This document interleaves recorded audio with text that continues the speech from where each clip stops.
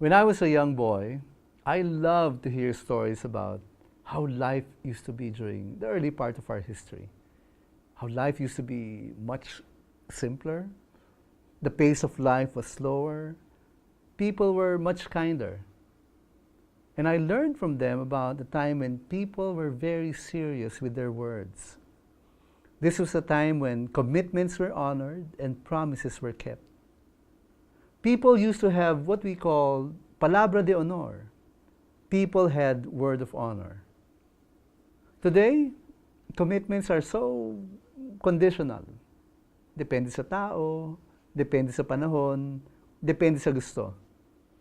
Few people follow through on their promises. And because of that, most people do not believe in these promises anymore. I guess that's why people feel they have to make an oath or swear by the heavens just to make their promises believable.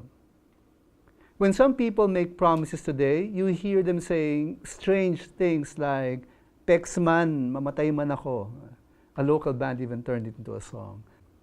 I don't know about you, but swearing by your own life sounds a bit morbid, hindi ba? Our credibility as persons is at stake whenever we do not take our own words seriously. People would like to hang on to our commitments and promises, but if we fail to honor our words, if we fail to keep our promises and commitments, we reveal ourselves as liars and as people who cannot be relied upon. Walang palabra de honor, no word of honor. James, the brother of Jesus, had this to say about the kinds of promises and commitments we should be giving. He said, "But above all, brothers, do not swear, either by heaven or by earth, or by any other oath, but let your yes be yes, and your no be no, so that you may not fall under condemnation." That is as plain as it can be. You cannot make it any clearer than that. James tells us to not make an oath or to swear by anything when we make commitments, as if swearing by heaven or making an oath will make the commitment stronger.